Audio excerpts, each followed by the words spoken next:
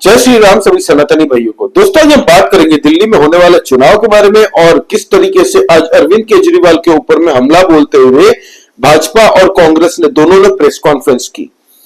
दोस्तों अब हम समझने की कोशिश करते हैं कि अभी दिल्ली में चल क्या रहा है। आज की डेट में क्या ऐसी पॉलिटिक्स हो गई है जिससे दिल्ली के आम आदमी पार्टी के अरविंद केजरीवाल इतना घबराए हुए हैं और आज वो हनुमान मंदिर पहुंच गए। तो दोस्तों होता यह है कि कल उन्होंने घोषणा की थी कि हम लोग जो एक नई स्कीम लेके आने वाले हैं पुजारी ग्रंथी सम्मान योजना, उसके तहत हम लोग 18,000 रुपए पुजारियों को देंगे और साथ ही साथ में ग्रंथियों को देंगे। अब जब रिएक्शन लिया गया दोस्तों लोकल पुजारियों से और ग्रंथियों से, तो उन्होंने कह दिया कि भाई हम भिखारी नहीं है। आज सिख लोग की बात करें तो हर जगह वो लंगर खिलाते हैं गरीबों को, भूखों को, जिनको जरूरतमंदों को। ठीक है, लंगर सेवा खाली उनके लिए नहीं है, सबके लिए वो प्रसाद होता है। और पुजारियों की बात करें तो पुजारियों के मंदिर के पैसों से कितनी सरकारें, स्टेट गवर्नमेंट चलती हैं। आज हिंदू वही लड़ाई लड़ रहा है कि भाई हमारे मंदिरों के पैसे पे आप स्टेट गवर्नमेंट कंट्रोल अपना हटा लें, और तुम 18,000 का चूरन दे के बेवकूफ बनाने की कोशिश कर रहे हो। फिलहाल बीजेपी ने ये प्रेस कॉन्फ्रेंस में लेके इन पे आरोप लगाया कि अब 10-11 साल के बाद में तुम्हें हिंदू और सिख याद आए, जबकि तुमने शुरुआती दिनों से ही मुसलमानों के मौलाना और इमामों को सैलरी देने का वादा किया था और देते आ रहे हो। तब से पहली बार जब जीत के अरविंद केजरीवाल आए थे तब 8,000 रुपए का वादा किया था मुसलमानों को। दूसरी बार जब चुनाव थे तब वादा किया था कि मैं 18,000 कर दूंगा आपकी सैलरी, जबकि मुसलमानों ने भरोसा करके एक तरफा वोट करके आम आदमी पार्टी को जिताया था। आज की डेट में दोस्तों जो मुसलमान है दिल्ली के, उनको भी इस आम आदमी पार्टी के अरविंद केजरीवाल ने ठगने में कोई कसर नहीं रखी।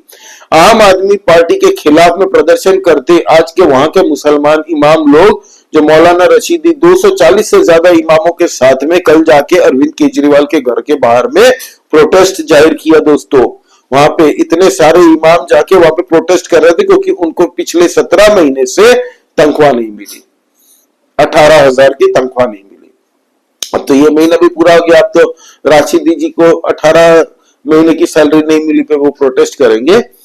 लेकिन जब उनको ही नहीं दिया 18,000 की सैलरी, उनको ही नहीं मिल रहा 18 महीने से, तब इन्होंने क्या किया कि पुजारी और ग्रंथियों को हम सैलरी देंगे। कब देंगे? जब जीत के आएंगे। भाई सरकार अभी तेरी है, औकात है तो दे दो, पैसे नहीं है इनके पास, सच बात ये है। और ये बेवकूफ बनाने की पूरी कोशिश कर रहे हैं। इनको डर लग गया आम आदमी पार्टी को कि अगर ये हार गई ना दिल्ली में तो जेल जाएंगे अच्छे अच्छे मंत्री इनके। इतना भ्रष्टाचार इस लेवल तक हुआ है। इसी का परिणाम है कि अरविंद केजरीवाल पिछले 400 दिनों से सीएजी की 14 रिपोर्टें पब्लिक नहीं कर रहे। विधानसभा में दिल्ली के विधानसभा को बुला के वो पब्लिक नहीं कर रहे हैं, ताकि अगर जनता को पता चल जाए कि हर एक डिपार्टमेंट में कितना खर्चा हुआ है, कहां कहां काम हुआ है, तो पूरा भ्रष्टाचार पकड़ा जाएगा। पहले सब पैसे होते थे दोस्तों इन सब डिपार्टमेंटों के पास में, आज अगर देखने जाए तो हालत आप देख लेंगे, आपका दिमाग खराब हो जाएगा। ये कहना है बीजेपी का। बीजेपी आरोप भी लगा रही है कि सीएजी रिपोर्ट तुम पब्लिक करो। दिल्ली के एलजी ने 19 और 20 दिसंबर को बुलाने के लिए लेटर लिखा था कि 19 और 20 दिसंबर को तुम विधानसभा बुलाओ और सीएजी रिपोर्ट को पब्लिक करो। दिल्ली के हर एक जनता को जानने का अधिकार है कि उनकी दिल्ली के साथ तुम लोगों ने क्या किया। नहीं बुलाई इन्होंने और चाप के बैठे हैं, 400 दिन से ज्यादा हो गया।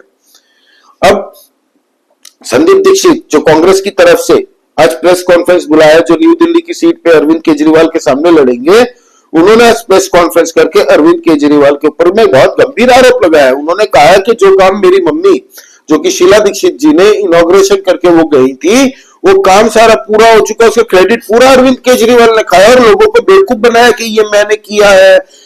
400 करोड़ का फ्लाईओवर मैंने 250 करोड़ में कंप्लीट करवा दिया, जबकि वो शीला दीक्षित जी ने करवाया था। ये कहना है संदीप दीक्षित का। अब दोस्तों देखिए मजे की बात, संदीप दीक्षित ने केस ठोकने वाले वो डिफेमेशन का केस आतिशी और संजय सिंह के ऊपर में। क्यों? 10 करोड़ का डिफेमेशन केस डालने वाले हैं, क्योंकि कुछ दिन पहले 4 5 6 दिन 8 दिन पहले अरविंद केजरीवाल ने ये कहा था कि भाजपा और कांग्रेस मिली हुई है और कांग्रेस के जितने कैंडिडेट है उनको भाजपा पैसे दे रही है, स्पॉन्सर कर रही है चुनाव लड़ने के लिए। तो बहुत गंभीर मामला है दोस्तों, ये सीधे सीधे आपकी इंटीग्रिटी को क्वेश्चन कर रहा है। तो संदीप दीक्षित ने कहा दिया भाई कि हम तो सीधा है कि डिफेमेशन केस ठोकने जा रहे हैं इन दोनों के खिलाफ। इन बड़बोले नेताओं की ये बकवास सुनने के लिए हम लोग यहाँ पे नहीं है। आरोप और प्रति आरोप की एक लिमिट होती है, तुम लोगों ने सारी सीमाएं बंद कर दी। और पैथोलॉजिकल लायर कहा है अरविंद केजरीवाल को संदीप दीक्षित ने। साथ में अगर पैरेलली हम देखें, भाजपा की भी प्रेस कॉन्फ्रेंस हुई जहां पर वीरेंद्र सचदेवा जी ने खुद अटैक किया। उन्होंने सीधा कहा कि भाई तुम्हारे यहाँ पे एक घर है, वहां पे किस एरिया का कहा, घर का नंबर था 0, 4 5 जन रहते थे उस घर में।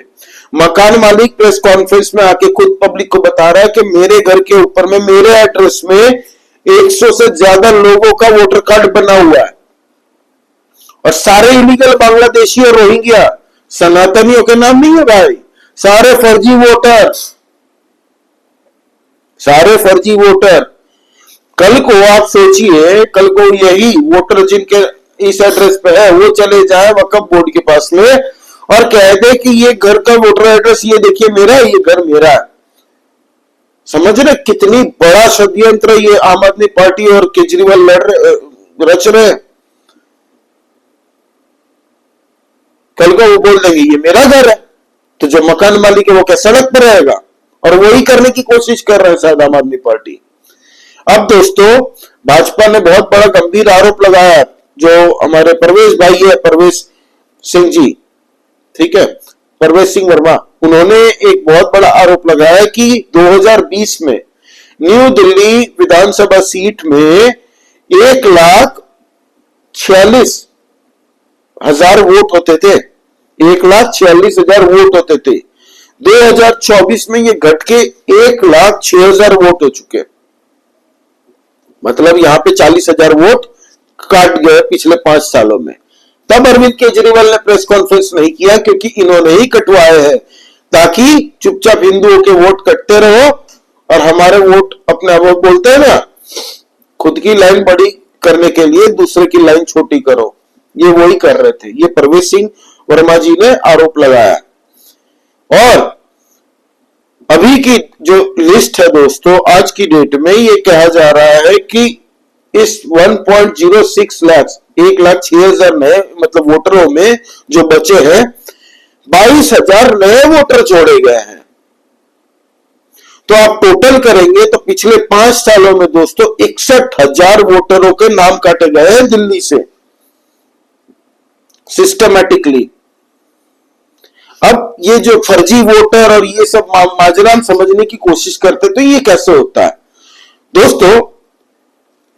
अगर बीएलओ जो होते हैं ना दोस्तों, जो चेक करने जाते हैं वोटरों की लिस्ट, ये सब होते हैं रिटायर्ड टीचर होते हैं, कुछ जो पढ़ा के अभी है उनको हायर किया जाता है कि आप वोटरों की तब्दीली देखिए कि क्या कहां वोटर है, कितने वोटर्स हैं। जो नहीं है वो कैंसल्ड हो जाते हैं, फर्जी वोटर जो भी होते हैं कैंसल्ड हो जाते हैं। तो उसमें अब कुछ गेस्ट टीचर भी है। अब अरविंद केजरीवाल जी जब सीएम थे तब उन्होंने नया कंसेप्ट कि हम लोग गेस्ट टीचर के तरह हायर करेंगे। ये गेस्ट टीचर में उनके आम आदमी पार्टी के लोग ही होते थे। 2019 में एक रिपोर्ट आई थी, रिपोर्ट में लिखा था कि 77% ये गेस्ट टीचर परीक्षा तक पास नहीं कर पाए थे, फेल हुए थे। देखिए, तो आम आदमी पार्टी ने अपने ही लौंडे लपाड़ों को ग्रेजुएट हो चलो घुस जाओ गेस्ट टीचर, सैलरी देते रहेंगे थोड़ा दिन जितना दिन हो। अब उस तरीके से ढुकाया था अपने ही आदमियों को, काम कार्यकर्ताओं को। फिर वोटर स्कैम जो हो रहा था बढ़ा दिए, कहीं पे दबा दिए वोटरों की लिस्ट, हिंदुओं की सनातनों की वोटर जो वहां पे दिल्ली के स्थायी लोग उनके वोटर कट गए। और एक एक घर में जहां पे मकान मालिक के साथ 4 जन रहते हैं उसकी फैमिली में, उस एक एक घर पे 100 वोटर है, 60 वोटर है, 50 वोटर है, कहीं पे 40 वोटर है। ये भ्रष्टाचार हो रहा है और ये वोटर का फ्रॉड हो रहा है बहुत बड़ा दिल्ली में। अब अरविंद केजरीवाल डर गए हैं क्योंकि भाजपा ने पकड़ लिया इनका प्रॉब्लम। ये जो हिंदुओं को 18,000 ये सैलरी देंगे, ग्रंथियों को, सिखों को देंगे, ये बोल रहे थे ना, ये सब फर्जी है, कोई फर्क नहीं पड़ता, देने तो मैं तो चाहता हूं कि सारे पैसे वो दे दे पुजारियों को और ग्रंथियों को, क्योंकि इससे हिंदू वोटरों को 1.1% भी फर्क नहीं होगा। क्योंकि आज तक कोई भी सनातनी पुजारियों के कहने से आपने वोट दिया है? बताइए। कोई भी पुजारी आज तक किसी को ये नहीं कहते कि आप इस पार्टी को वोट दो, आप उस पार्टी को वोट दो, कभी नहीं। ना पुजारी कहते हैं ना ग्रंथी कहते हैं सिखों में। खाली ये कहा जाता है मस्जिद में नमाज के बाद में 1-1.5 घंटे उनको बताया जाता है, स्पीच दी जाती है, उसमें ये लोग झुंड में वोट करते हैं। हिंदू, सिखों और कहीं पे भी ये नहीं होता। तो अगर किसी को लग रहा है आम आदमी पार्टी के लोगों को कि इससे हिंदुओं को हम लोग मोहित करके वोट, हिंदू इससे हमारे एक हो जाएंगे, हमें वोट डालेंगे, तो ये गलतफहमी में जी रहे हैं। आप लोगों ने भी कभी भी किसी भी पंडित जी या पुरोहित जी ने कहने से वोट नहीं डाला होगा अपनी जिंदगी में। ना ही कोई पंडित और पुरोहित जी कभी भी किसी को कहते हैं कि आप इस पार्टी को वोट दीजिए, आप उस पार्टी को वोट दीजिए। और जनता आज की डेट में इतनी समझदार है, हर एक को पता है कि हिंदुओं की बातें कौन करता है।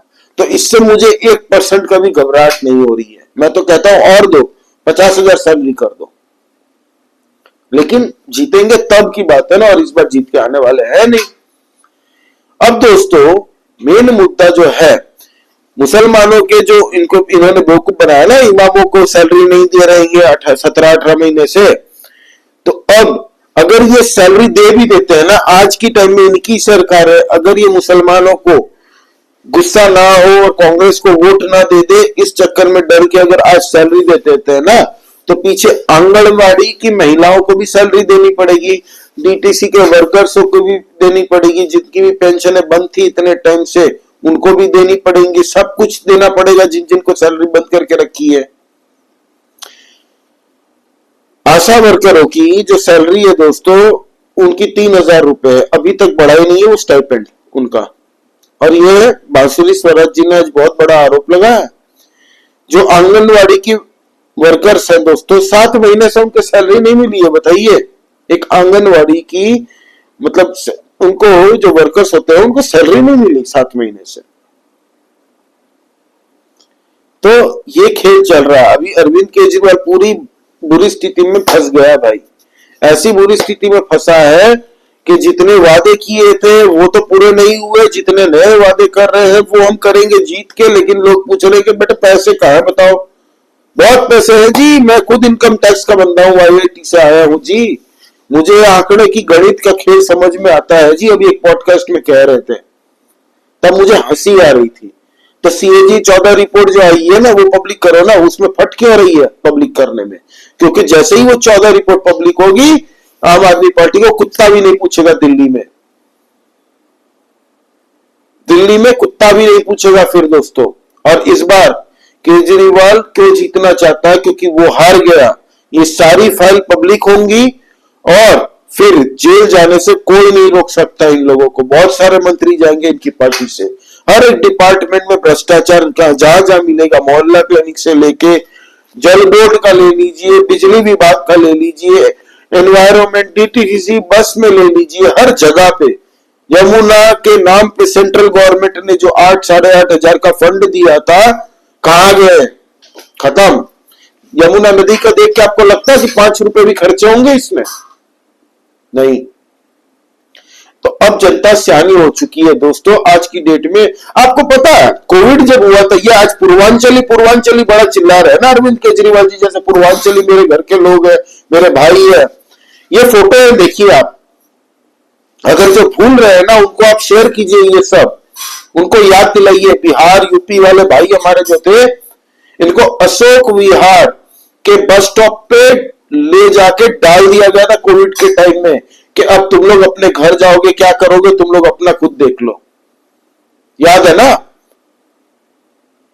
बेइज्जत करके वहां पे डाल दिया था। कह रहे थे कि कोविड ये लोग फैला रहे हैं, जबकि उस टाइम में तबलीगियों का वहां पे जमावड़ा हो रहा था दिल्ली में, तब इन्होंने पूर्वांचली यूपी बिहार वासियों को अशोक विहार बस स्टॉप पे छोड़ छोड़ के भाग रहे थे ये लोग। वो तो योगी आदित्यनाथ जी का भला हो, भगवान उनको हजारों साल जीवित रखे, जो उन्होंने फिर उत्तर प्रदेश से बस सेवाएं पहुंचा के लोगों को उनके गांव गांव तक बसाने की कोशिश की। तो ये हाल किया था। और फिर उसने ये भी कहा था कि हमारे दिल्ली के हॉस्पिटलों की हालत इसलिए आज ये है कि बिहार से 500 रुपए की ट्रेन की टिकट कटा के ये लोग आते हैं, 5 लाख का ट्रीटमेंट करके चले जाते हैं बिहार यूपी से, ऐसे कहा था। और आज वोटिंग के टाइम पे इनको पूर्वांचली याद आ रहे हैं और इनको पूर्वांचलियों की औकात नाप दी है इन्होंने 200-300 यूनिट बिजली मुफ्त का नाम के, कि आपको बिजली देते रहेंगे, आप वोट दीजिए। अब अरविंद केजरीवाल कह रहे हैं कि जिनका सैलरी 20,000 रुपए है वो अपना घर कैसे बचाएगा, उनके लिए ये 200-300 यूनिट बिजली मुफ्त हो जाती है, पीने का पानी फ्री हो जाता है। भाई पीने का पानी क्या हाल है पीने का पानी का दिल्ली में, जहां जाओगे जाओ आप कूड़ों का ढेर मिल जाएगा, रास्ते खुदे पड़े हैं, बारिश हुआ तो पानी भरे हुए, वहां से लोग नहीं जा सक रहे। जाके पूछो तो वहां के जो कैंडिडेट जीत के आए थे वो सांसद अब दिखते नहीं है वहां पे, पिछले 5 साल से किसी ने नहीं देखा। यही तो रीजन है कि 25 से 30 जनों का नाम कटा आम आदमी पार्टी ने अपनी सारी नई लिस्ट में, कैंडिडेट्स की लिस्ट में। और इस बार सारी की सारी वो सीटें हारने वाले हैं, उनको भी पता है अच्छे से।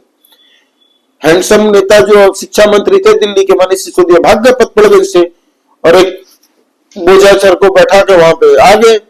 वो क्या नाम है उसका, अवध ओझा, कोचिंग देते हैं, कोचिंग ही देते रहेंगे चुनाव के बाद में, इनके पास टाइम ही टाइम रहेगा, क्योंकि इस बार वो भी हारने वाले हैं। और मैं राह देख रहा हूं सोशल मीडिया पे, लोग उनको आज भी ट्रोल कर रहे हैं, कुछ नहीं पता कहां क्या हो रहा है, खाली राजा की बातें करेंगे ये। इनको ऑस्कर मिलने वाला बहुत बड़ा चुनाव के रिजल्ट के दिन में लोग जनता पतपड़गंज की इस बार सबक सिखाने वाली है उनको भी। और आतिशी मारलेना खुद चुनाव लड़ना नहीं चाहती थी वहां से कलका जी से, लेकिन ठीक है इस बार चुनाव लड़ेंगे मैडम आतिशी मारलेना, तो देखिएगा क्या होता है उनका। मुझे नहीं लगता आतिशी मारलेना भी जीतेगी, उनको भी टेम्पररी कह दिया, ये टेम्पररी सीएम है। भाई इज्जत करो यार, सीएम की कुर्सी है वो, शीश महल खुद के नाम पे बना लिया था कोविड में जब लोग मर रहे थे। तो ये टोटल माजरा है दोस्तों दिल्ली में आज की पॉलिटिक्स में यही हुआ। ये लोग मंदिर गए तो मंदिर के पंडित जी लोगों ने भी कहा कि भिखारी मत समझो हम लोगों को, हम सनातनी, आज के दिन में सनातनी हो सिख हो, ये लोग रिसोर्सफुल है, सैलरी वैलरी तुम कर दो बाद में बात करो, ये घोषणा मत करो ऐसे। कितने स्टेट के सरकारें हमारे मंदिरों से पैसा लेके स्टेट का खर्चा बजट में अपना बजट पास करती है। तो ये अभी टोटल चल रहा है आम आदमी पार्टी दोस्तों, अभी उनको समझ में नहीं आ रहा क्या हो रहा है। आम आदमी पार्टी की तरफ से खाली वन मैन शो ही आपको दिखेगा, अरविंद केजरीवाल, और बाकी सब कोई कुछ नहीं बोल रहा। उनके जो आसपास के चट्टे बट्टे, संजय सिंह, वो कैलकुलेटर से जो ईवीएम हैक करता था, क्या नाम था उसका, वो बंदा, सौरभ भारद्वाज, आतिशी, ये 5-6 जन ही आपको दिखेंगे। मनीष सिसोदिया इक्का दुक्का जगह में दिख जाए आपको, बाकी जनरली वो ज्यादा नहीं दिख रहे इस बार। तो ये 4-5 जन ही लड़ रहे। बाकी अब कांग्रेस भी चुनाव अच्छे से मुझे लग रहा है कि लड़ेगी इस बार। राहुल गांधी जी तो वियतनाम में न्यू ईयर पार्टी मनाने गए हैं। हाँ वही वियतनाम जहाँ पे 6 दिन पहले चाइना और अपने वियतनाम की वहां पे मीटिंग होने वाली थी। अब पता नहीं वहां पे क्या है सब वियतनाम में जो राहुल गांधी जी घूमने गए हैं। एनीवे, तो हैप्पी न्यू ईयर दोस्तों आप लोगों को, अंग्रेजी के हिसाब से अंग्रेजी वर्ष के लिए हैप्पी न्यू ईयर। और हम लोग मिलते हैं कल।